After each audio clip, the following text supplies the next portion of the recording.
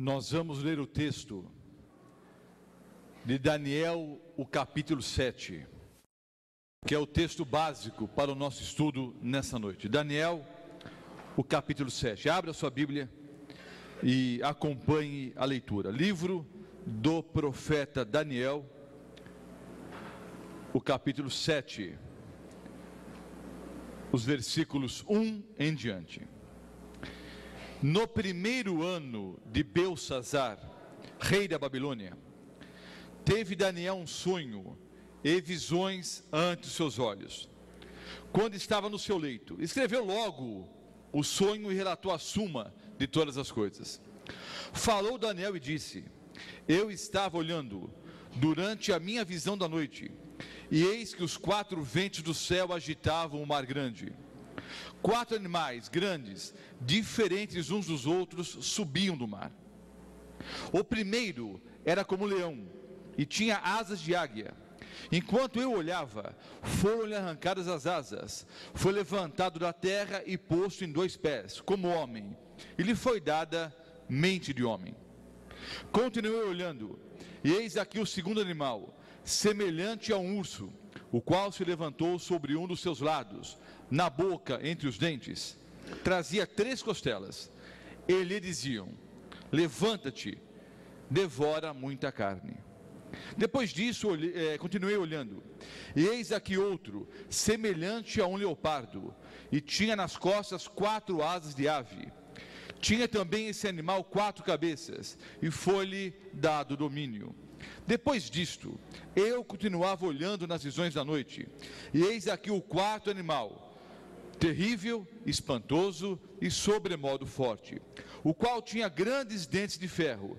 Ele devorava e fazia em pedaços e pisava aos pés o que sobejava. Era diferente de todos os animais que apareceram antes dele, e tinha 10 chifres. Estando eu a observar os chifres, eis que entre eles subiu outro pequeno, diante do qual 3 dos primeiros chifres foram arrancados. E eis que nesse chifre havia olhos como os de homem, e uma boca que falava com insolência. Continuei olhando, até que foram postos uns tronos, e o ancião de dias se assentou. Sua veste era branca como a neve, e os cabelos da cabeça como a pura lã. O seu trono eram chamas de fogo, e suas rodas eram fogo ardente. Um rio de fogo manava e saía de diante dele. Milhares e milhares o serviam, e miríades estavam diante dele. Assentou-se o tribunal, e se abriram os livros. Então estive olhando por causa da voz das insolentes palavras que o chifre proferia. Estive olhando e vi que o animal foi morto, o seu corpo desfeito e entregue para ser queimado. Quanto aos outros animais, foi-lhes tirado o domínio, todavia foi-lhes dada a prolongação de vida por um prazo e um tempo. Eu estava olhando nas minhas visões da noite, e eis que vinha com as nuvens do céu um como filho do homem, e dirigiu-se ao ancião de dias, e o fizeram chegar até ele. Foi-lhe dado domínio e glória e o reino, para que os povos, nações e homens de todas as línguas o servissem. O seu domínio é domínio eterno, que não passará, e o seu reino jamais será destruído. Quanto a mim, Daniel, o meu espírito foi alarmado dentro de mim, e as visões da minha cabeça me perturbaram. Cheguei-me a um dos que estavam perto e lhe pedi a verdade acerca de tudo isso. Assim ele me disse e me fez saber a interpretação das coisas. Esses grandes animais, que são 4, são 4 reis que se levantarão da terra, mas os santos do Altíssimo receberão o reino e o possuirão para todo sempre, de eternidade em eternidade. Então tive desejo de conhecer a verdade a respeito do 4º animal, que era diferente de todos os outros, muito terrível, cujos dentes eram de ferro, cujas unhas eram de bronze, que devorava, fazia em pedaços e pisava aos pés o que sobejava. E também a respeito dos 10 chifres que tinha na cabeça, e do outro que subiu, diante do qual caíram 3, daquele chifre que tinha olhos e uma boca que falava com insolência, e parecia mais robusto do que os seus companheiros. Eu olhava, e eis que esse chifre fazia guerra contra os santos, e prevalecia contra eles. Até que veio o ancião de dias, e fez justiça aos santos do Altíssimo. E veio o tempo em que os santos possuíram o reino.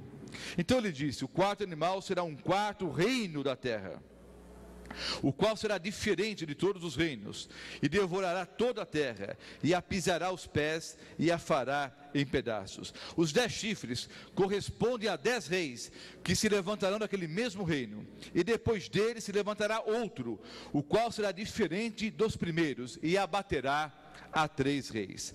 Proferirá palavras contra o Altíssimo, magoará os santos do Altíssimo, e cuidará de mudar os tempos e a lei. E os santos lhes serão entregues nas mãos por um tempo, 2 tempos e metade de um tempo. Mas depois se assentará o tribunal para lhe tirar o domínio, para o destruir e o consumir até o fim. O reino e o domínio e a majestade dos reinos debaixo de todo o céu serão dados ao povo dos santos do Altíssimo. O seu reino será reino eterno, e todos os domínios o servirão e lhe obedecerão. Aqui terminou o assunto. Quanto a mim, Daniel, os meus pensamentos muito me perturbaram, e o meu rosto se empalideceu, mas guardei essas coisas no coração. Nós lemos os 28 versículos de Daniel, o capítulo 7. E nós vamos estudar nessa noite a maioria dos versículos. E parte de Daniel, capítulo 7, nós vamos estudar em outras 2 aulas que apresentaremos no futuro. Nós teremos uma aula especial sobre o juízo divino, e uma outra aula sobre o selo de Deus e a marca da besta, mostrando quem é o anticristo.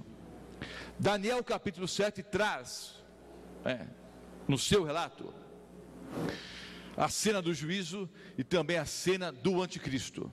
Nós vamos mencionar alguma coisa na palestra de hoje, mas voltaremos a Daniel capítulo 7 para estudarmos especialmente o juízo divino e também a respeito da marca da besta e o anticristo.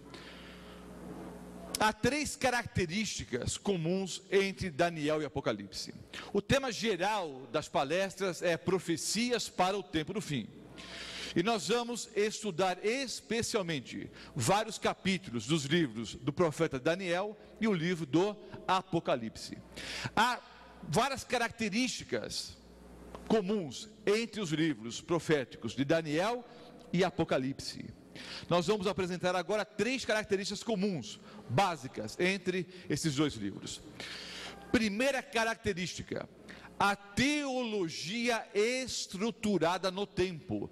Há várias profecias de tempo no livro do profeta Daniel e também no Apocalipse. Então, todas as profecias apontam para o fim e para um fim, que é o estabelecimento do reino de Deus nessa terra. Então, todas as profecias bíblicas apontam para o fim e para um fim, que é o estabelecimento do reino de Deus nessa terra. Uma segunda característica é a teodiceia cristocêntrica. O que é teodiceia? Nós, numa aula passada, falamos sobre a origem do mal e a queda do homem, como o pecado originou-se no universo e como o pecado entrou nesse planeta. Teodiceia, queridos, é a justificação do caráter de Deus, porque há essa ideia: se Deus é bom, por que existe o mal? Já foi tema de um estudo numa aula anterior. Mas as profecias mostram que Deus é bom, que Deus é Pai, que Deus é amoroso, que Deus não é ocupado pela situação que o mundo se encontra hoje, e que Ele tem um plano, o plano de estabelecer o seu reino, que jamais terá fim. Quando finalmente o caráter de Deus será de uma vez por todas, vindicado em todo o universo. Já o foi na cruz do Calvário. Mas o Senhor Deus vai estabelecer o seu reino, que jamais terá fim. O terceiro princípio, que é o mais importante para a aula de hoje, é o princípio da repetição crescente. É simples de entender, mas prestem atenção. O que é o princípio da repetição crescente? As profecias bíblicas se repetem, mas é uma repetição crescente. O que significa isso? A ideia é repetida, mas mais alguns detalhes são acrescentados. O Senhor Deus repete uma profecia que ele já havia apresentado, só que agora revela alguns detalhes a mais. E o exemplo clássico é Daniel capítulo 2 e Daniel o capítulo 7. São dois capítulos que exemplificam claramente esse princípio. Daniel capítulo 7 repete Daniel capítulo 2, com símbolos diferentes, é verdade, mas há a repetição dos eventos preditos em Daniel capítulo 2. Só que em Daniel capítulo 7, que nós acabamos de ler, há agora mais duas ideias que não foram apresentadas em Daniel capítulo 2. Em Daniel capítulo 2, nós vimos a história desse planeta, a história dos reinos desse mundo, tipificadas ali na estátua, que tinha a cabeça de ouro, o peito e os braços de prata, o ventre de bronze, as pernas de ferro e os pés em parte ferro e em parte barro. E depois uma pedra é cortada sem o auxílio de mãos, vem em direção à estátua e destrói então a estátua. Vimos na última aula que a estátua representa os reinos desse mundo, e a pedra representa a volta do nosso Senhor e Salvador Jesus Cristo, destruindo os reinos desse planeta e estabelecendo o seu reino que jamais terá fim. Em Daniel capítulo 7, há a repetição de Daniel 2, só que em vez de metais, há animais. Mas há mais duas informações agora acrescentadas aqui. Há a cena do juízo final, há a cena do juízo divino, e há também a ideia do anticristo, de um poder que se rebela contra Deus e persegue os santos do Altíssimo. Esse princípio da repetição crescente, você pode também entender comparando Daniel 7:25 com Daniel 8:23 a 25.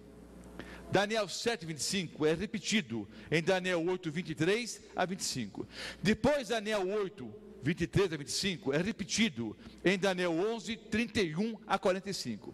Então as profecias se repetem, mas sempre com uma informação a mais. É o princípio da repetição crescente.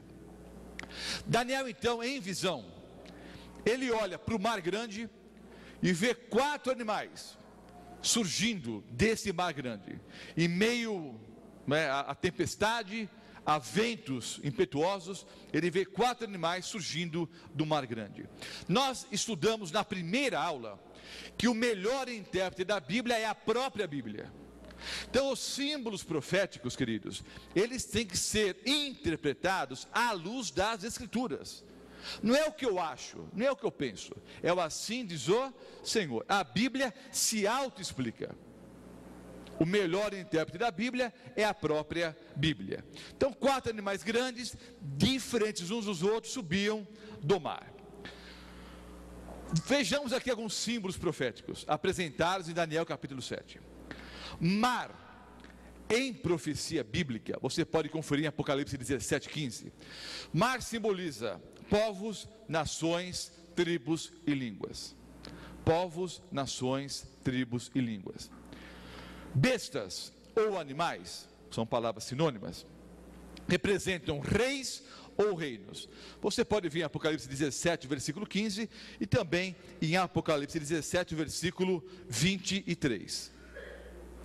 Então, as bestas ou animais simbolizam reis ou reinos.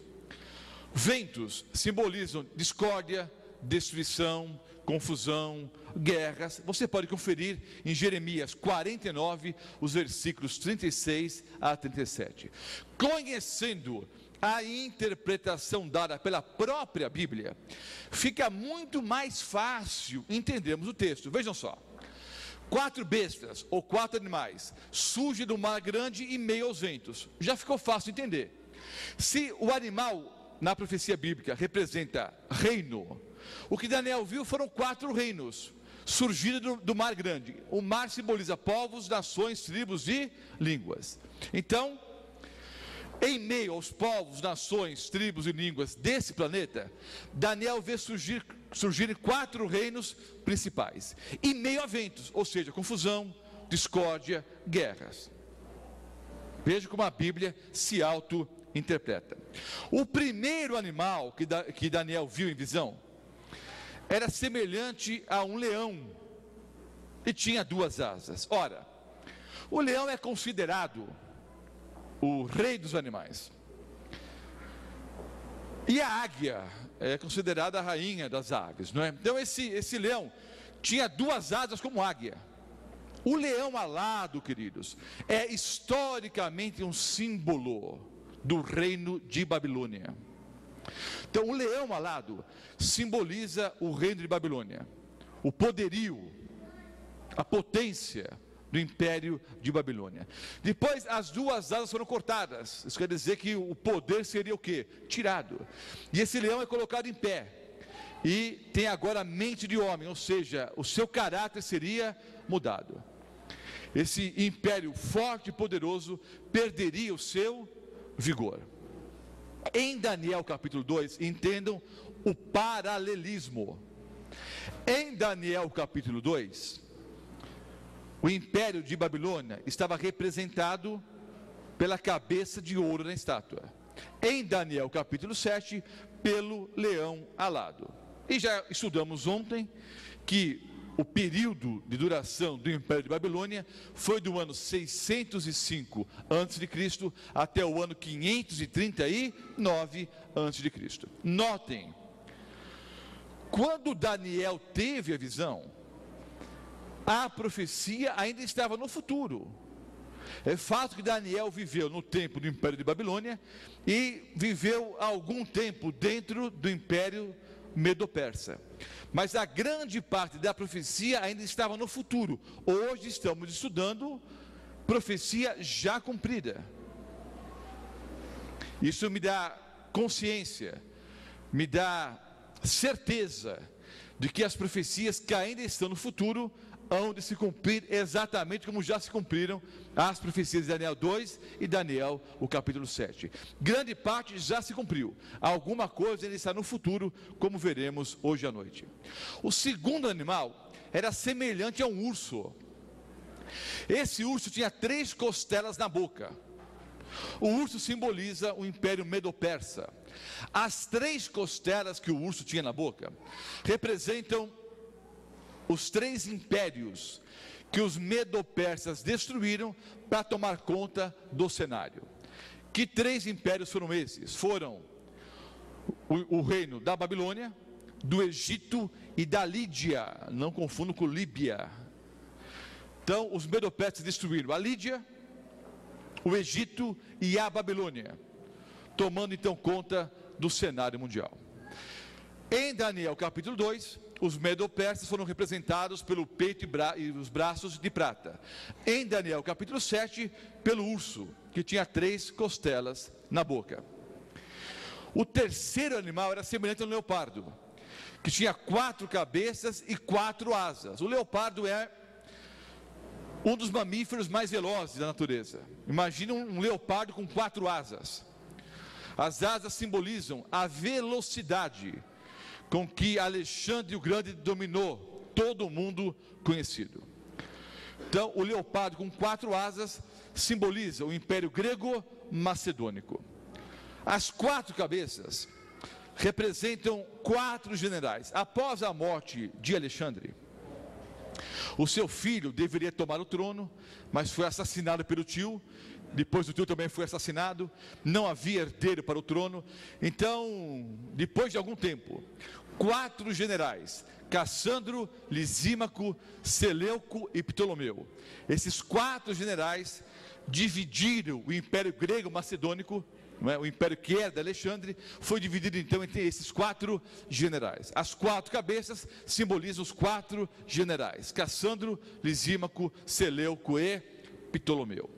Em Daniel capítulo 2, o império grego macedônico foi representado pelo ventre de bronze. Em Daniel capítulo 7, pelo leopardo com 4 asas e 4 cabeças. E a duração do império está aí 331 até o ano 168 antes de Cristo. O 4º animal era terrível, espantoso, sobremodo forte. Nós não temos ideia de como era esse animal. Na concepção do artista que fez aqui o desenho, o animal seria mais ou menos dessa forma. Mas a Bíblia diz que era um animal terrível, espantoso, sobremodo forte, que tinha 10 chifres. Esse animal terrível, espantoso, sobremodo forte, é um símbolo do Império Romano. Em Daniel capítulo 2, o Império Romano tipificado pelas pernas de ferro. Em Daniel capítulo 7, pelo animal terrível, espantoso, sobremodo forte. O Império Romano dominou o mundo conhecido do ano 168 a.C. até o ano 476 depois de Cristo. Vocês conseguiram enxergar até aqui o paralelismo? Em Daniel 2 e Daniel 7, o Senhor Deus apresentou a história dos reinos deste mundo. Em Daniel 2, pelos metais da estátua. Em Daniel capítulo 7, com 4 animais. Agora vejam, em Daniel capítulo 2, os pés da estátua eram em parte barro e em parte ferro, representando as tribos que destruíram o Império Romano, dividiram o Império Romano em várias tribos, dando ao longo da história, surgindo ao longo da história, os países como temos hoje na Europa. Então vejam, em Daniel capítulo 2, os pés da estátua simbolizavam o Império Romano dividido. Em Daniel capítulo 7, os 10 chifres. Ora, qual que é o paralelismo aqui? A estátua, com certeza, tinha que ter 10 dedos. O animal terrível, espantoso, sobremodo forte, é quantos chifres? 10. Então, os 10 dedos de Daniel capítulo 2 têm o seu paralelo em Daniel capítulo 7, nos 10 chifres. Então, cada chifre do animal terrível, espantoso, sobremodo forte, que representava o Império Romano, esses 10 chifres representam 10 reis ou 10 reinos. Daniel 7, versículo 24. Estudamos ontem à noite que a Europa dividida, do ano 476 até a segunda vinda de Cristo. Vimos ontem, ouvimos na aula anterior, que quando os reinos da Europa tentassem se unir, e a profecia diz que eles tentariam se unir, mas não conseguiriam, nem através de tratados, casamentos ou guerras, conquista, nada. Quando eles tentassem se unir, então uma pedra cortada sem o auxílio de mãos viria em direção à estátua, destruiria os reinos desse mundo e estabeleceria o seu reino que jamais teria fim. Então vejam bem, queridos, em Daniel capítulo 7, aqui o versículo 13, há a cena da volta do Senhor Jesus Cristo, estabelecer o seu reino que jamais terá fim. A Europa dividida, são mais de 20 tribos, foram mais de 20 tribos que destruíram o Império Romano, mas os historiadores identificam 10 principais. Quais são elas? Os ângulos, os francos, os visigodos, os suevos, os vândalos, os germanos, os burgundos, os ostrogodos, os lombardos e os érolos. Há outras tribos menores, mas essas são as 10 principais. Agora vejam, na visão de Daniel capítulo 7, Daniel ficou preocupado com os animais, mas ele ficou mais preocupado e teve interesse de saber a respeito do 4º animal, que era terrível, espantoso, sobremodo forte. O 4º animal chamou mais a atenção de Daniel. E ele ficou preocupado também com esse animal terrível, espantoso, sobremodo forte, que foi morto. Ele tinha 10 chifres, e no meio desses 10 chifres, de repente surgiu um outro chifre, uma ponta pequena, um pequeno chifre. Quando esse pequeno chifre começou a surgir, 3 outros chifres foram arrancados. E esse pequeno chifre cresceu e tornou-se mais robusto, mais forte que os seus companheiros, tornou-se mais forte que os outros chifres. E esse chifre tornou-se um poder tão grande que começou até a blasfemar contra Deus e perseguiu os santos de Deus. Vejam bem, queridos, o animal terrível, espantoso, seria morto. O Império Romano passaria. Os 10 chifres tomariam conta do cenário, então, na Europa dividida. Na Europa dividida pelos 10 chifres, de repente surgiria um outro poder, diferente dos outros, porque nesse chifre havia olhos como de homem e uma boca que falava com insolência. Os primeiros 10 chifres são poderes políticos. Esse 11º chifre, essa ponta pequena, é um poder político e religioso, porque ele ataca a Deus e ataca os santos do Altíssimo. E segundo a profecia, deveria se tornar mais forte, mais robusto que os seus companheiros. Em Daniel 2, então, 4 metais. Em Daniel 7, 4 animais, dentro desse paralelismo. Estando eu a observar os chifres, eis que entre eles subiu outro pequeno, diante do qual 3 dos primeiros chifres foram arrancados. E eis que nesse chifre havia olhos como os de homem e uma boca que falava com insolência. Daniel 7, o versículo 8. Os 10 chifres correspondem a 10 reis, que se levantarão daquele mesmo reino, e depois dele se levantará outro, o qual será diferente dos primeiros e abaterá a 3 reis. Daniel 7, versículo 24. O que é que faria esse poder? O que faria esse pequeno chifre? Queria crescer e tornar-se mais forte que os seus companheiros. Entre outras coisas, esse chifre faria o seguinte: proferirá palavras contra o Altíssimo, magoará os santos do Altíssimo, e cuidará em mudar os tempos e a lei. Não é lei de trânsito, não é lei da física ou da química, não é lei estadual, federal, não. O que está em jogo aqui é a lei de Deus. Então ele magoará os santos do Altíssimo e cuidará em mudar os tempos e a lei, e os santos lhes serão entregues nas mãos, por um tempo, 2 tempos e metade de um tempo. Isso é uma profecia de tempo, queridos, que nós vamos explicar aqui, quando falarmos sobre o selo de Deus e a marca da besta. Mas eu já adianto, 1 tempo, 2 tempos e metade de um tempo, em profecia bíblica, vale 1260 anos, mas eu vou dar uma aula de mais ou menos uns 90 minutos, explicando o selo de Deus e a marca da besta. Então eu volto a esse assunto. Mas depois dessa perseguição, movida pela ponta pequena, por esse chifre que era pequeno, mas tornou-se mais forte que os outros, mas depois se assentará o tribunal, para lhe tirar o domínio, para o destruir e o consumir até o fim. Daniel 7, 25 e 26.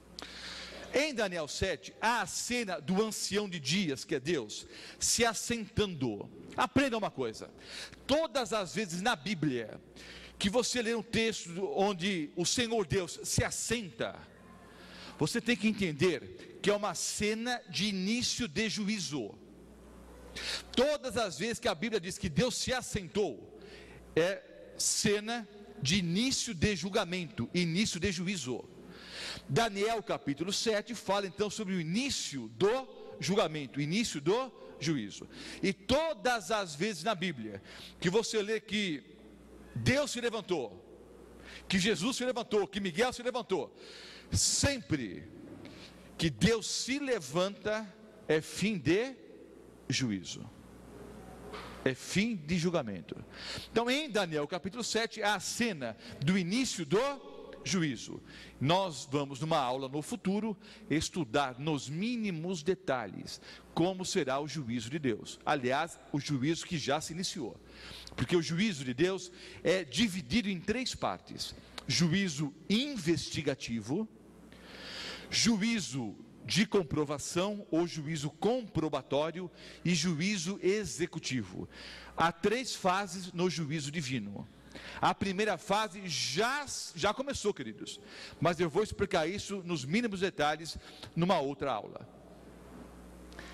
Então, a cena do juízo e a cena também da ponta pequena. Sobre a égide dessa pequena ponta, ou desse pequeno chifre, ocorreria uma grande traição da palavra de Deus. Desvio do assim diz o Senhor.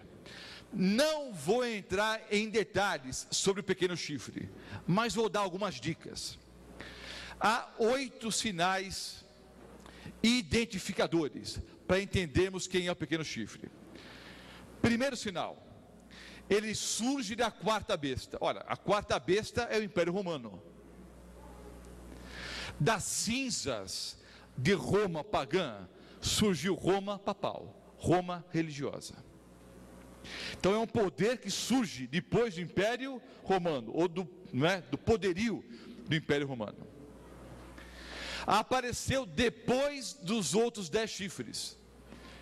Então, num período em que a Europa já estava sob o domínio desses 10 chifres, já havia uma divisão na Europa, surgiria então esse pequeno chifre, a ponta pequena. Terceiro sinal identificador. Ele era pequeno quando foi contemplado pela primeira vez, mas com o passar do tempo veio a tornar-se mais robusto do que os seus companheiros. Quarto sinal.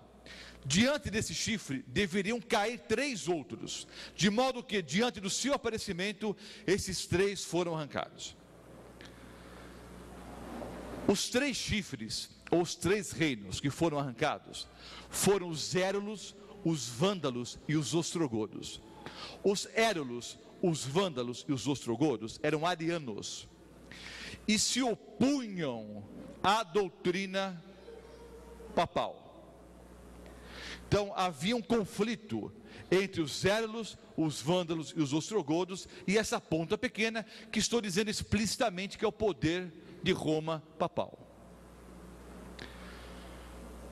E depois de muitas guerras e alianças, do Papa com outros imperadores, esses três reinos foram destruídos: os Érulos, os Vândalos e os Ostrogodos. Mas eu volto em detalhes numa próxima aula. Quinto sinal identificador. Nesse chifre havia olhos como os de homem e uma boca que falava com insolência, dirigindo palavras contra o Altíssimo. Versículos 8 e 25. Ele haveria de magoar ou destruir os santos do Altíssimo. Uma das pretensões desse poder, que eu já disse quem é Roma religiosa, Roma papal. Uma das pretensões seria mudar os tempos e a lei. E foi-lhe concedido um poder especial durante um tempo, 2 tempos e metade de um tempo, exatamente 1260 anos, que nós vamos estudar numa próxima aula. É exatamente o tempo da chamada Santa Inquisição, da supremacia papal e da perseguição que a Igreja Católica Apostólica Romana moveu contra os verdadeiros cristãos, os verdadeiros santos. Não fiquem surpresos, não fiquem assustados, não fiquem bravos com o pastor Mota. O próprio Papa João Paulo II veio a público, obviamente antes da morte, ele veio a público pedir perdão dos milhões de pessoas, milhões de cristãos que a Igreja Católica Apostólica Romana matou na chamada Santa Inquisição. Isso é histórico e a própria Igreja Católica reconhece. Então, queridos, das cinzas de Roma pagã surgiu Roma papal, que é o poder da ponta pequena, de Daniel capítulo 7, que eu vou explicar nos mínimos detalhes numa outra aula. Mas obviamente já deixei bem claro que a ponta pequena se refere ao poder papal, Roma religiosa. Os 10 chifres são poderes de índole política. O chifre pequeno é um poder político religioso. No versículo 13, há a cena da volta do nosso Senhor e Salvador Jesus Cristo a esse planeta. Daniel 2 e Daniel capítulo 7 apontam claramente para o final dos reinos desse mundo e o estabelecimento do reino de Deus, que jamais terá fim. O dia e a hora da volta de Cristo, ninguém sabe, queridos, mas o Senhor Deus nos deu algumas dicas. Já vimos ontem Daniel 2, quando os reinos da Europa tentassem se unificar, o Senhor Deus estabeleceria o seu reino, que jamais será fim. É justamente o tempo que nós estamos vivendo. Mas há em Mateus 24 alguns sinais muito claros, queridos. Eu não terei tempo agora de entrar nos mínimos detalhes, mas vamos ler juntos alguns versículos de Mateus 24. Eu volto a Daniel 7 para explicar a cena do juízo e a ponta pequena nos mínimos detalhes. Mas vamos encerrar a palestra de hoje falando um pouquinho sobre os sinais da volta de Cristo. Daniel 2, Daniel 7 apontam para a volta do nosso Senhor e Salvador Jesus Cristo. Vou ler aqui os versículos 1 em diante, de Mateus, o capítulo 24. Tendo Jesus saído do templo, ia se retirando quando se aproximaram dele os seus discípulos, para lhe mostrar as construções do templo. Ele, porém, lhes disse: não vedes tudo isso? Em verdade vos digo, que não ficará aqui pedra sobre pedra que não seja derribada. Então notem, a primeira profecia de Mateus 24, profecia do nosso Senhor e Salvador Jesus Cristo, em relação ao templo de Jerusalém, é que não ficaria pedra sobre pedra. O grande orgulho dos judeus era o templo. Jesus disse: não ficará aqui pedra sobre pedra. Pergunto, a profecia cumpriu-se ou não? Cumpriu-se. No ano 70, ou seja, em mais ou menos 40 anos após a morte do nosso Senhor e Salvador Jesus Cristo, os soldados romanos cercaram Jerusalém. Depois de muito tempo de cerco, eles finalmente invadiram a cidade. E havia uma ordem do general romano Tito: eles não deveriam invadir o templo. Podiam matar, saquear, mas não deveriam invadir o templo. Só que alguns sacerdotes e outros judeus se refugiaram no templo. Os soldados romanos, então, contrariando a ordem do próprio general, invadiram o templo, atearam fogo, e não ficou ali pedra sobre pedra. A profecia do nosso Senhor e Salvador Jesus Cristo cumpriu-se literalmente no ano 70, não ficou pedra sobre pedra. Mateus 24 tem uma dupla aplicação: sinais que deveriam se cumprir antes da destruição de Jerusalém e consequentemente a destruição do templo, mas uma aplicação mais ampla, uma aplicação em relação à volta do Senhor Jesus a esse planeta. Vou ler aqui os versículos 3 em diante.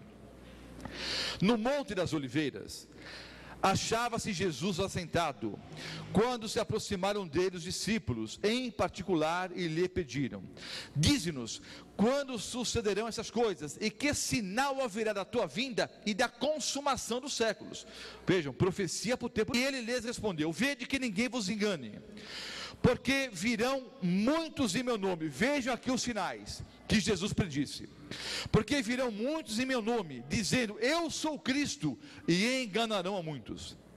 E certamente ouvireis falar de guerras e rumores de guerras. Vede, não vos assusteis, porque é necessário assim acontecer, mas ainda não é o fim. Porquanto se levantará nação contra nação, reino contra reino, haverá fomes e terremotos em vários lugares, porém tudo isso é o princípio das dores. Então sereis atribulados e vos matarão, sereis odiados de todas as nações por causa do meu nome. Nesse tempo, muitos hão de se escandalizar, trair e odiar uns aos outros. Levantar-se-ão muitos falsos profetas e enganarão a muitos. E por se multiplicar a iniquidade, o amor se esfriará de quase todos. Aquele, porém, que perseverar até o fim, esse será salvo. E será pregado esse evangelho do reino por todo o mundo, para testemunhar a todas as nações, e então virá o fim. Antes de continuar a leitura e apresentar aqui os sinais da volta de Cristo, há uma doutrina ensinada por alguns evangélicos, que é uma doutrina totalmente errada. A doutrina é a seguinte: uma vez salvo, salvo para sempre. Isso não é verdade. Versículo 13: aquele, porém, que perseverar até o fim, esse será salvo. Eu posso estar salvo hoje e perdido amanhã? Posso. Então não existe essa ideia, uma vez salvo, salvo para sempre. O que perseverar até o fim, esse será salvo. Versículos 15 em diante.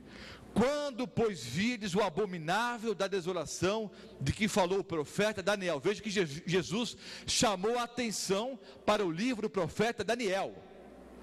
Algumas pessoas por aí aplicam as profecias de Daniel para cumprimento até o 2º século antes de Cristo, mas Jesus disse que as profecias de Daniel cumpririam-se quando? No tempo do fim. Está muito claro o texto aqui,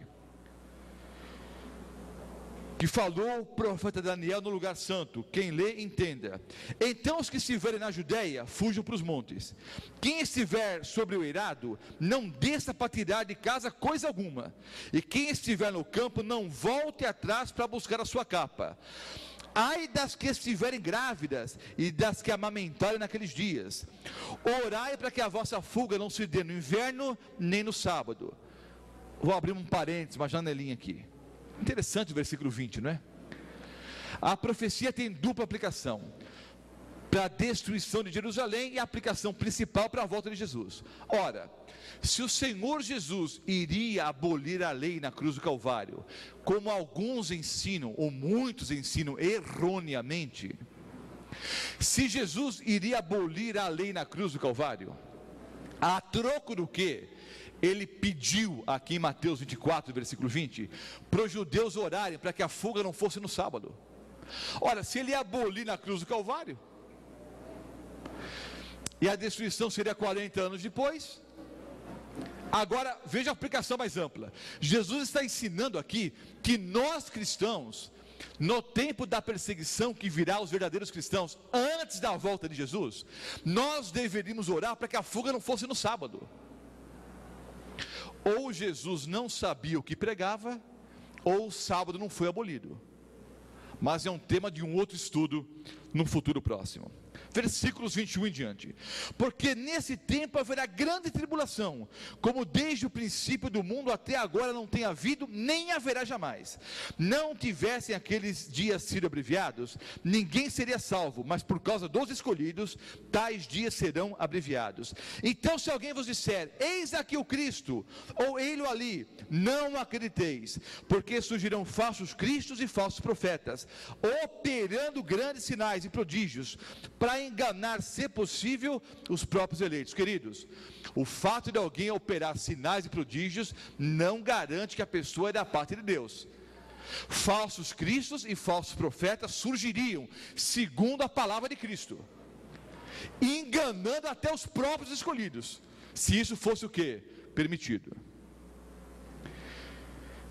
Versículo 25: vede que vos tenho predito, vou-lo tenho predito. Portanto, se vos disser, eis que ele está no deserto, não saiais, ou ele no interior da casa, não acrediteis, porque assim como o relâmpago sai do oriente e se mostra até o ocidente, assim há de ser a vinda do Filho do Homem. Não existe arrebatamento secreto, todo mundo enxerga. Eis que vem com as nuvens e todo o olho verá. Versículos 29 a 31. Logo em seguida a tribulação naqueles dias, o sol escurecerá. Veja que dicas. O sol escurecerá, a lua não dará sua claridade, as estrelas cairão do firmamento, e os poderes do céu serão abalados. Então aparecerá no céu o sinal do Filho do Homem. Todos os povos da terra se lamentarão e verão o Filho do Homem vindo sobre as nuvens do céu com poder e muita glória. A cena que Daniel viu em Daniel capítulo 7, versículo 13. Ele enviará os seus anjos com grande clangor de trombeta, os quais reunirão os seus escolhidos dos quatro ventos, de uma a outra extremidade da terra.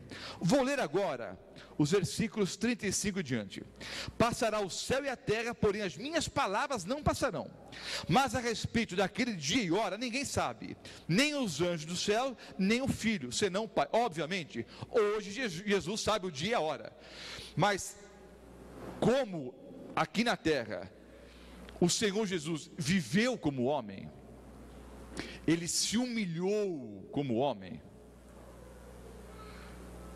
para provar que era possível ser fiel a Deus. Ele que subsistia na forma de Deus, não tomou como usurpação ser igual a Deus, mas esvaziou-se a si mesmo. Então, aqui na terra, em submissão ao Pai, ele não sabia o dia e a hora. Hoje, obviamente, ele sabe. Mas Jesus disse que só Deus sabe o dia e a hora. Versículo 37. Pois assim como foi nos dias de Noé, também será a vinda do Filho do Homem. Porquanto assim como nos dias anteriores ao dilúvio, comiam, bebiam, casavam e davam-se casamento. Não é pecado comer, beber e casar. É que viviam como se o mundo não fosse acabar. Até o dia em que Noé entrou na arca, e não o perceberam, senão quando veio o dilúvio e os levou a todos. Então será também a vinda do Filho do Homem. 2 estarão no campo, um será tomado ou levado e deixado o outro. 2 estarão trabalhando no moinho, uma será levada e deixada a outra. Portanto, vigiai, porque não sabeis o dia em que vem o vosso Senhor. Antes de mostrar os sinais, me permita comentar a questão que eu acabei de ler agora. Quando Noé entrou na arca, ele, sua esposa, os 3 filhos e as 3 noras, 8 pessoas ao todo, e o anjo do Senhor fechou a porta da arca, veio o dilúvio. Diz o texto bíblico que Noé entrou na arca, veio o dilúvio e os levou a todos. Entenda uma coisa, que até alguns adventistas, ao lerem o texto, não compreendem. Jesus depois disse: 2 estarão trabalhando, um será levado e o outro deixado. 2 estarão trabalhando, uma será levada e outra deixada. Com base nesse texto, alguns evangélicos pregam a doutrina errada do arrebatamento secreto. Não existe arrebatamento secreto, já explicamos isso ontem. Mas me permitam citar esse texto. Primeiro ponto importante: uma doutrina não deveria estar alicerçada em apenas um texto bíblico. A doutrina verdadeira está alicerçada em vários versículos bíblicos, entenderam? Eu não posso pegar um texto fora do contexto ainda e montar uma doutrina em cima. Por isso que há várias doutrinas erradas por aí. Citam até a Bíblia, mas fora do contexto. Veja o contexto. 8 pessoas entraram na arca, veio o dilúvio e os levou a todos. Levou quem, queridos? Levou quem? Quem?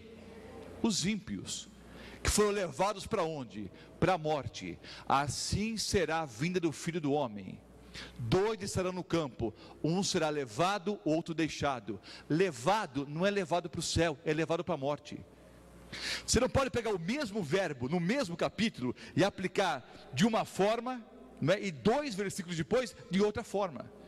Queridos, na verdade, o deixado é que é deixado vivo, o deixado é que recebe a vida eterna. O levado é levado para a morte. Veio o dilúvio e os levou a todos. Levou para onde? Para a morte. Quando Cristo voltar, os justos serão deixados vivos. Mas pastor, não vamos ser levados para o céu? Sim, mas entenda o verbo no contexto aqui. O deixado é o que recebe a vida eterna. O levado é levado para onde? Para a morte. E Jesus vem sentado no trono, com poder e grande glória. Todos os anjos do céu, os mortos ressuscitam, os justos são arrebatados. Não tem nada de secreto. Vimos isso ontem à noite. Mas eu quis tocar no assunto, porque esse texto é usado pelos evangélicos para pregar o arrebatamento secreto. Há um livro da Casa Publicadora Brasileira que eu recomendo. O livro é Ninguém Será Deixado para Trás. Mas se não quiser ler o livro, já expliquei aqui também. Ninguém vai ser deixado para trás, queridos. Mas vamos explicar isso melhor ainda na aula de amanhã, na próxima aula. Não ficou pedra sobre pedra. Dize-nos quando sucederão essas coisas e que sinal haverá da tua vinda e da consumação dos séculos. Aí as dicas que nós já lemos. Vejam só. Logo em seguida a tribulação daqueles dias. Essa frase, logo depois da tribulação daqueles dias, se refere a Daniel 7, 25 e 26. Aquele período de 1260 anos que o poder político religioso de Roma perseguiria os santos do Altíssimo. Logo após esse período, alguns sinais extraordinários aconteceriam. O sol escurecerá, a lua não dará sua claridade, as estrelas cairão do firmamento e os poderes do céu serão abalados. Mateus 24, versículo 29. Logo após então essa perseguição movida por Roma religiosa, alguns sinais extraordinários aconteceriam. Vejam bem, o sol não dará sua claridade. Queridos, é um baita sinal, não é? Só que essa profecia já se cumpriu. No dia 19 de maio de 1780, ao meio-dia, e por toda a tarde o sol deixou de brilhar, e a lua apareceu vermelha como sangue. Não foi um eclipse. O dicionário de história americana relata esse dia como o dia escuro. O dia escuro. Como é que nós sabemos que não foi um eclipse? Porque os cientistas podem, de maneira muito clara, prever quando acontecerão os próximos eclipses, e podem também dizer quando ocorreram os eclipses no passado. Então é histórica e cientificamente comprovado que não foi um eclipse. Sem nenhuma razão plausível, lógica, racional, ao meio-dia e por toda a tarde daquele dia, o sol simplesmente não brilhou, e a lua apareceu vermelha como sangue. O outro sinal, dia 13 de novembro de 1833, durante 6 horas consecutivas, ocorreu uma grande e inexplicável queda de meteoritos. Se você morar numa cidade não muito poluída e ficar olhando para as estrelas, é possível que numa noite clara você possa ver 1 ou 2 cometas. Mas durante 6 horas, no dia 13 de novembro de 1833, ocorreu uma gigantesca e inexplicável chuva de meteoritos. Então, com esses 2 sinais, queridos, nós entendemos que começou o tempo do fim. E os cristãos na época, no dia escuro e na queda das estrelas, entenderam que eram sinais que se referiam à volta do Senhor Jesus a esse planeta. Com esses 2 eventos, começou o tempo do fim. Hoje vivemos no tempo do fim. Cristo pode voltar a qualquer momento. Jesus predisse falsos cristos e falsos profetas. Há 2000 anos atrás, o Senhor Jesus escreveu a manchete da revista Isto É. Apareceu esse indivíduo aí, dizendo: eu sou o Cristo. Mas pastor, ele é completamente louco. Eu sei disso, mas ele tem milhares de seguidores. Milhares.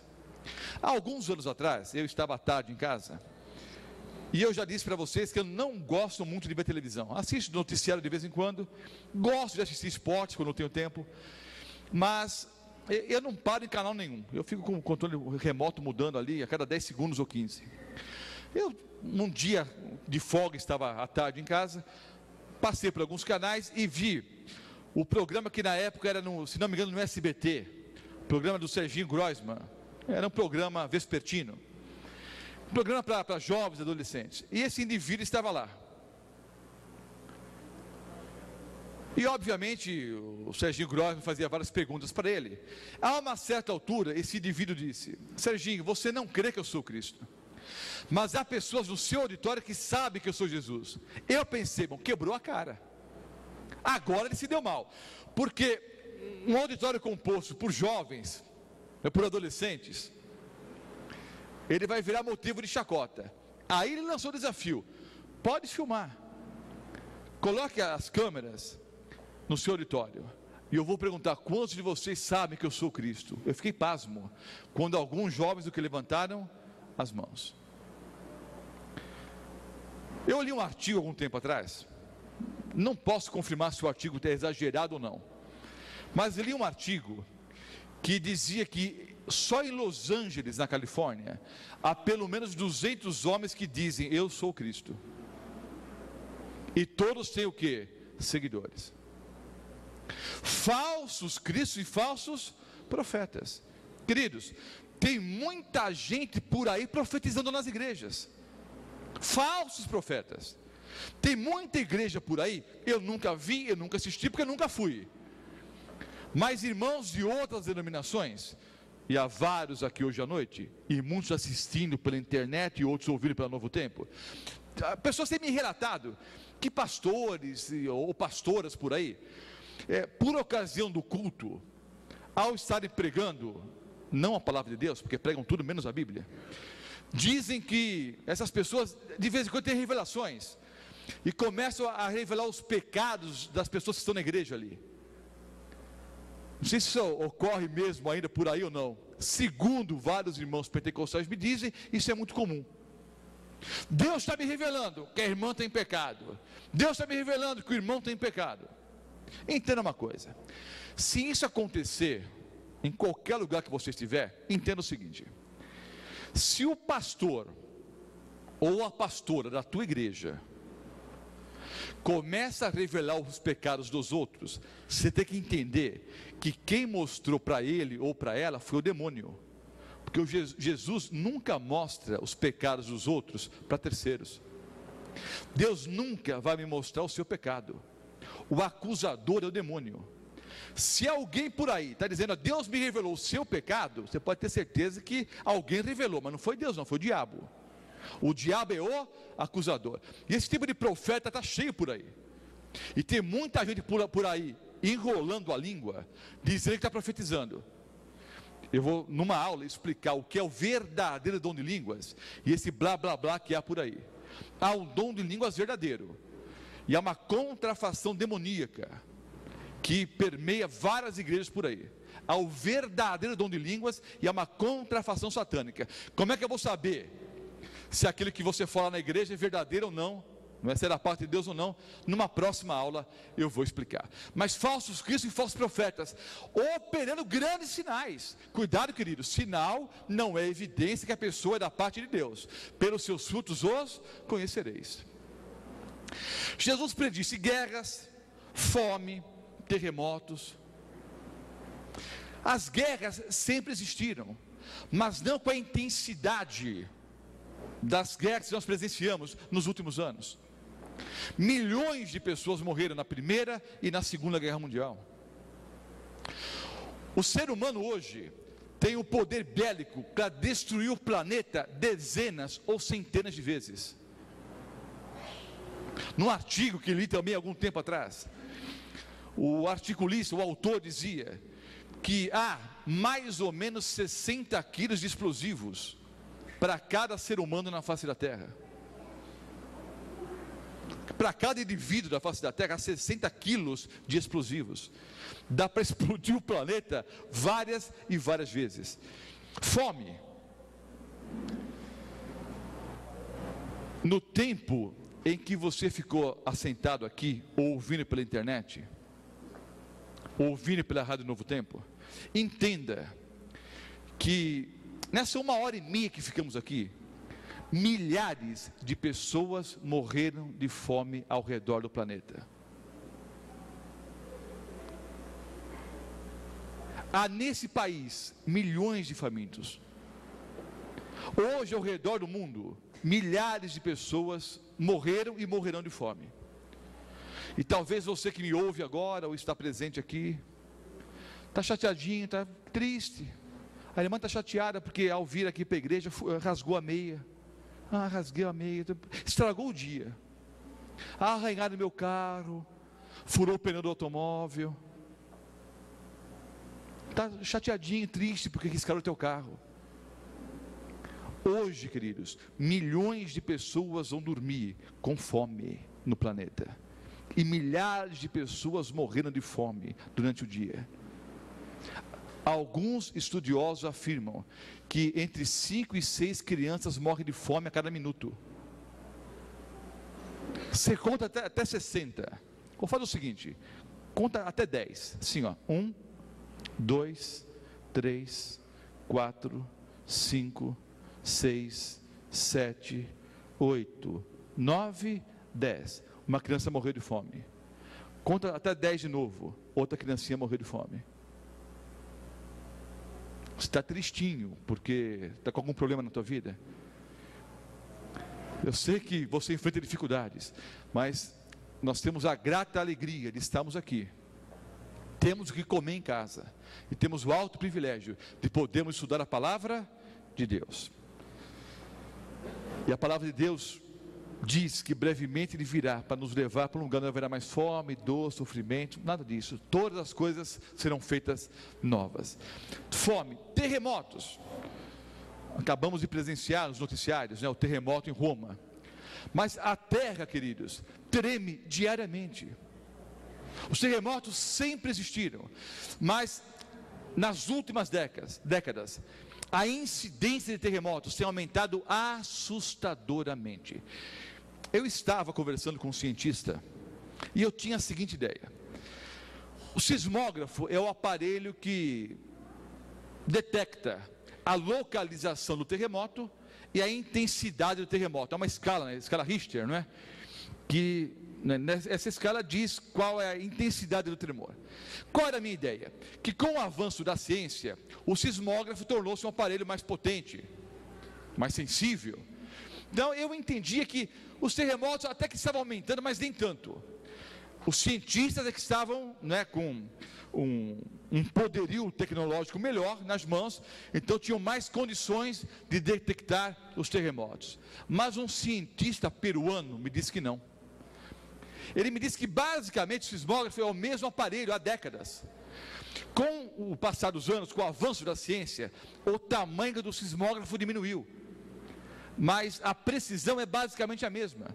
E me disse então esse cientista peruano: os terremotos estão crescendo, a incidência de terremotos cresce assustadoramente a cada dia. Ele não era um cristão, um cientista ateu inclusive, mas que reconhece que o mundo está em turbulência, guerras, fome, terremotos, sinais da breve volta de Jesus a esse planeta. No versículo 37 de Mateus 24, é uma outra dica: pois assim como foi nos dias de Noé. Mas pastor, como é que eu vou saber como foi nos dias de Noé? A Bíblia diz, Gênesis 6, o versículo 11. Gênesis 6, o versículo 11. Como é que era a terra nos dias de Noé? E Deus destruiu os seres humanos, à exceção de 8. A terra estava corrompida à vista de Deus e cheia de violência. Como foi nos dias de Noé, seria antes da volta de Jesus. Preciso comentar alguma coisa, queridos? A terra estava cheia de violência. O coração humano corrompido, vícios, drogas, violência, desamor. Um jovem perder a vida por causa de um par de tênis. O rapaz matar a avó por causa de R$5 para comprar crack. Uma jovem que leva um susto no trânsito e leva um tiro na cabeça. Papai que vai ao shopping com um filhinho nos braços, passeando com o filhinho ali. Um homem que trabalhava 10, 12 horas por dia, teve um tempo para ir até o shopping center com o filho. E no shopping center, um segurança desconfiando de alguém ali que aparentemente estava numa atitude suspeita. Há uma discussão. O segurança saca a arma, o bandido também. Há um tiroteio no shopping e o pai leva um tiro na cabeça. Os delegados são homens que trabalham arduamente e são acostumados com crime, com violência, com dor. Eu vi o delegado chorando quando ele disse que levou 2 horas para tirar a criancinha do pescoço do pai. A criancinha grudou no pescoço do pai e não queria soltar mais. Sabe, queridos, é o mundo que nós vivemos. Eu moro aqui em Rio Preto, 15 quilômetros daqui. Vou pegar meu automóvel, vou chegar em casa vivo? Não sei. Vou chegar em casa com meus familiares com saúde? Não sei. É o mundo que nós vivemos, de morte, sofrimento, dor e violência, sinais da volta do Senhor Jesus Cristo. Mateus 24:12, por se multiplicar a iniquidade, o amor esfriará de quase todos. E essa frase vale para a igreja, viu, irmãos? O amor esfriando no meio do cristianismo. O amor simplesmente acabando. Por se multiplicar a iniquidade, o amor esfriará de quase todos. E o último sinal que eu apresento hoje à noite, Mateus 24:14. Será pregado esse evangelho do reino para testemunho a todas as nações, e então virá o fim. O Senhor Jesus voltará a esse planeta, quando o evangelho for pregado a todo o mundo. E hoje, queridos, com internet, com transmissão via satélite, com emissoras de rádio, televisão, hoje o evangelho está sendo pregado rapidamente. Fora vocês que assistem aqui hoje à noite, há centenas e centenas e centenas de pessoas ouvindo pela Novo Tempo e assistindo pela internet. E outras milhares de pessoas vão assistir os DVDs.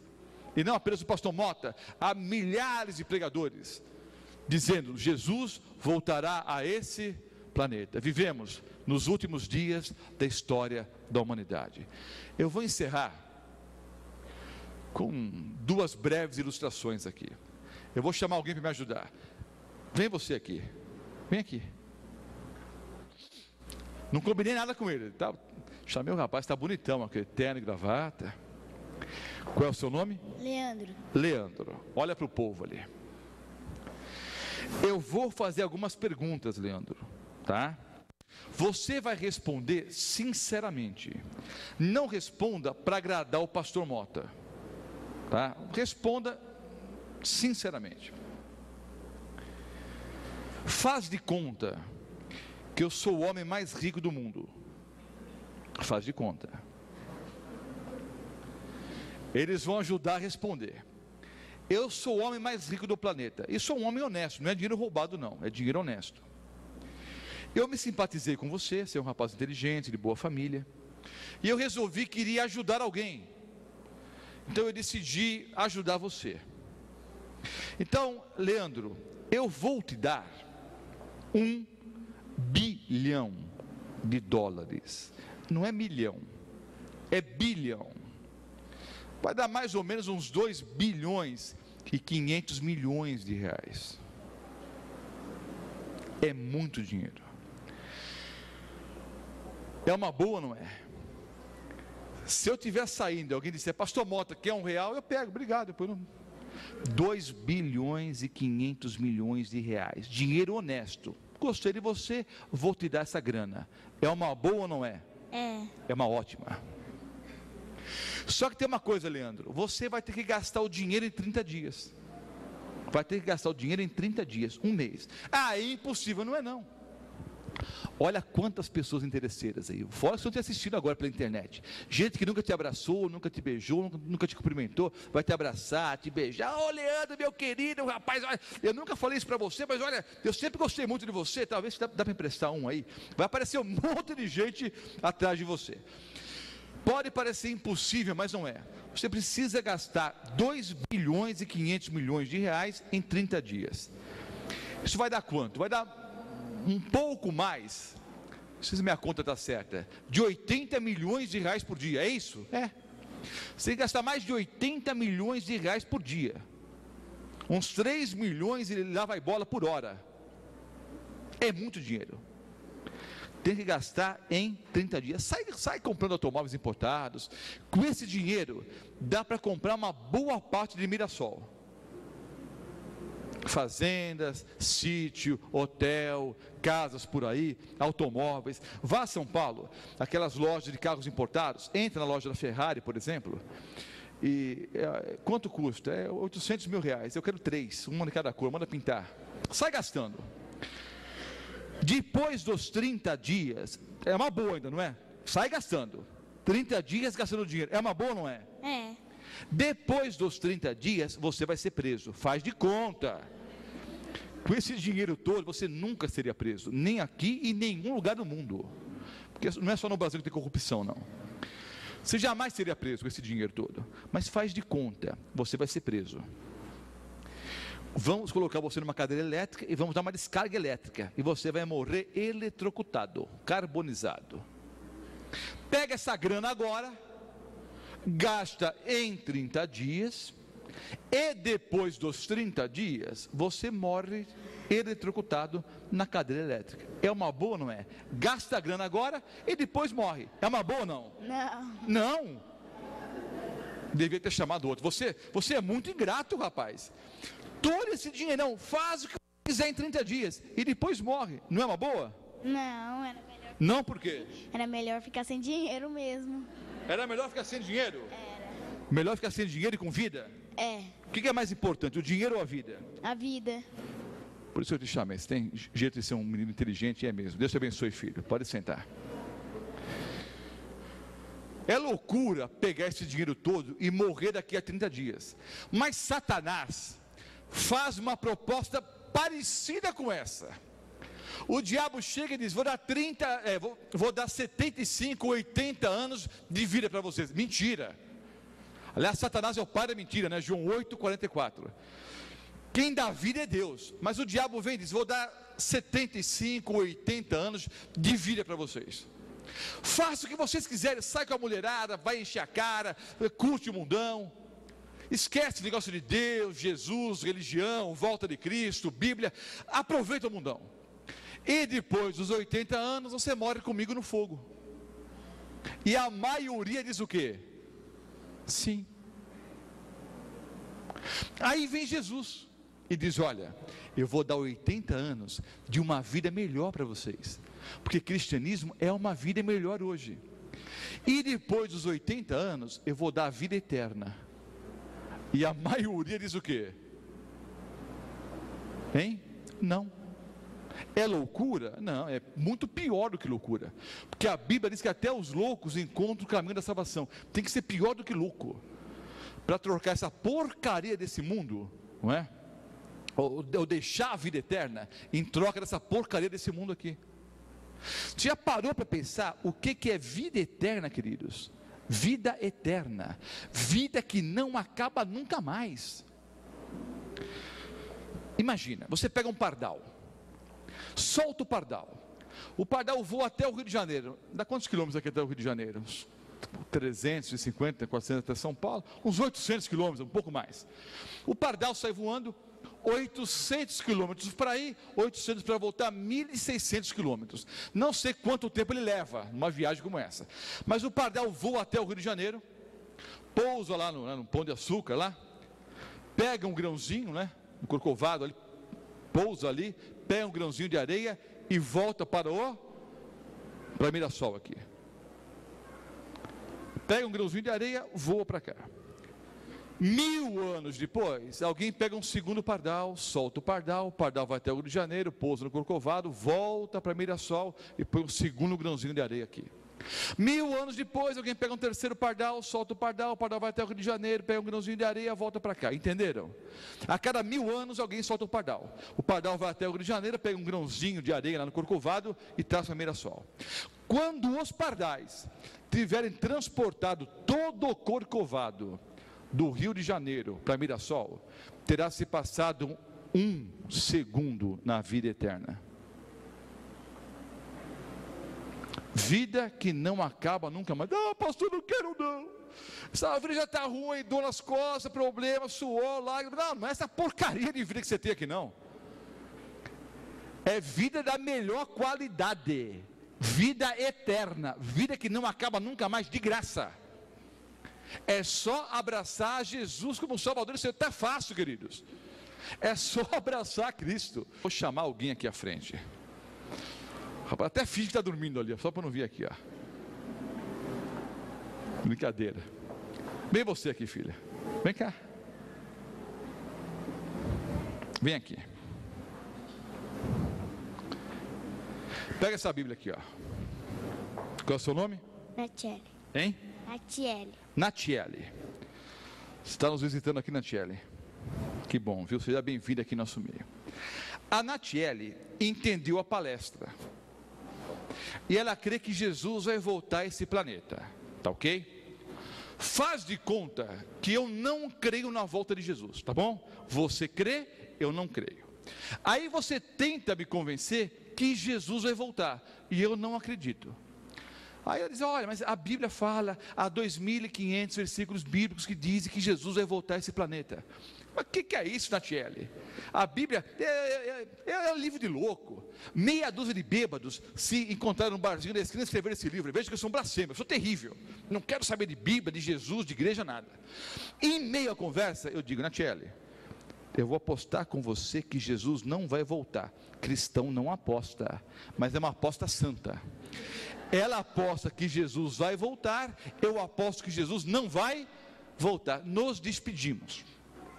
20 anos se passam. Aí quando ela diz, Natiele, como é que você está, querida? Sumiu, faz tempo que eu não te vejo. Soube que você casou, está com 6 filhos, mas que loucura, menina.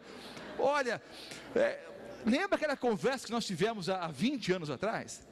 Lembra que eu te falei que Jesus não iria voltar? Não voltou. E aí? Pergunto, o que é que foi que eu ganhei? Nada. Continuei na mesma vidinha medíocre de sempre. O que ela ganhou? 6 filhos, mas isso é brincadeira, não é? O que ela ganhou? Sendo fiel à palavra de Deus, sendo fiel à pessoa de Cristo. Viveu melhor, com mais saúde, com mais alegria. Tem um lar cristão, tem um lar feliz, está educando os filhos no caminho do Senhor. Uma vida muito melhor. Ela não perdeu nada, e eu não ganhei nada. Mas vamos inverter a história. Enquanto a Natiele, quando eu vou cumprimentá-la, eu olho e vejo Jesus voltando em poder e grande glória. O que ela me disse é verdade. O que a palavra de Deus diz é verdade. Cristo está voltando. O que é que foi que ela ganhou? Tudo. Viveu bem aqui e vai ganhar a vida eterna agora. O que é que eu vou perder? Tudo. Vivi mal aqui e vou jogar a vida eterna fora. Uma dica de um amigo: não aposte contra a Bíblia, você perde sempre. Cristo vai voltar a esse planeta. 2.500 versículos bíblicos dizem isso claramente. Quer você queira, quer você não queira, quer você esteja preparado ou não, vem um dia, e está muito próximo, que o Senhor Jesus voltará em poder e grande glória. Obrigado, Natiele, Deus te abençoe ricamente, viu? Cristo está voltando. Vou fazer um apelo para você. Vocês vão descobrir, vocês que me assistem pela internet, os que ouvem pela Novo Tempo, os que assistem ao vivo aqui, que ao longo das conferências, eu não sou muito de fazer apelos emocionais. Porque eu descobri que muitas pessoas que choram na igreja, depois assistem o jogo de futebol e também choram quando o time perde. Assistem a novela das 8 e também choram. Eu aprendi a fazer apelos mais racionais, mais inteligentes. As pessoas vêm chorando à frente. Eu fiz muito apelo emocional ao longo do meu ministério. As pessoas choram, voltam para casa, tomam um banho frio, tudo volta a ser como antes. Eu quero perguntar nessa noite, todos vocês que me assistem pela internet, os que ouvem pela Novo Tempo, e os que estão pessoalmente aqui em Mirassol, todos vocês que querem tomar uma decisão inteligente ao lado de Jesus. Então a ideia é a seguinte: eu creio que Jesus vai voltar a esse planeta, e eu quero estar preparado, eu quero ir para o céu com Jesus. Por isso, eu quero tomar uma posição ao lado do meu Senhor e Salvador, Jesus Cristo.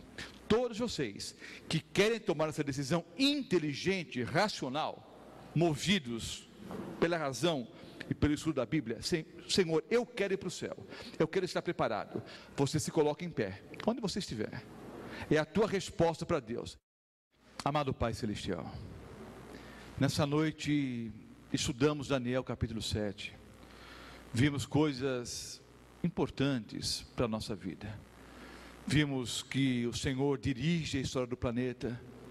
Vimos que haverá um juízo final. Vimos que há um poder terrível que se levanta contra o Senhor.